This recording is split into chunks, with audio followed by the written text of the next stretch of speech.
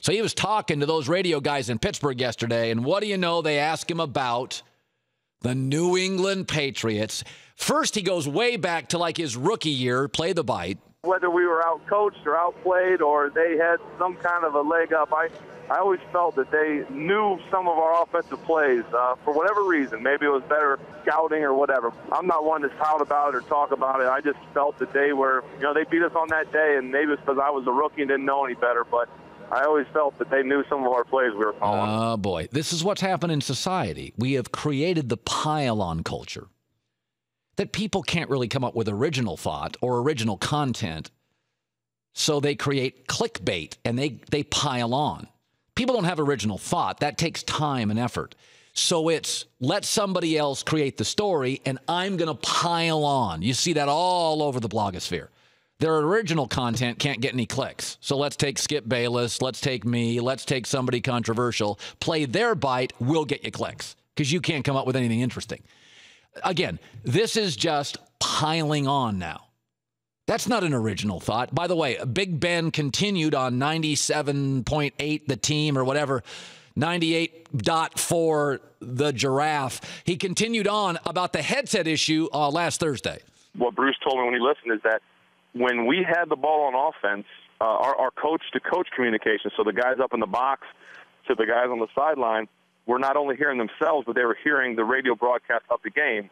And from what I was told from Coach Haley, it was only when we had the ball. When the Patriots had the ball, there was no radio broadcast. So it didn't affect the communication from the field to Coach Haley and myself, but from what I was told, it was really tough to communicate to each other when you've got a radio broadcast of a game and you're here at the same time. Yeah. Here we go, the pile-on culture. You saw it last night in the Trump debate. You had two doctors actually on stage, right? Rand Paul and what's the other guy? Oh, Ben Carson. And Trump's giving medical advice. And instead of having the courage to go, you don't know what the hell you're talking about, no, they'll wait for the media to rip Trump on those angles. Then they'll go, yeah, as a former doctor, you had him. He was giving medical advice. You're surgeons. You didn't say a word. That's who you are. That's why I'm not voting for you. And this is what Big Ben does. It's the pile-on culture. It's the retweet culture. You don't care about something really, but you don't have the courage to go out and state it yourself. Let's just pile on afterwards. Let's retweet it. You don't really care. You don't. The second thing that's happening, and it is obvious. It is obvious. You saw how well the Patriots played week one. And I think they're going to lose to Buffalo because Buffalo's really good.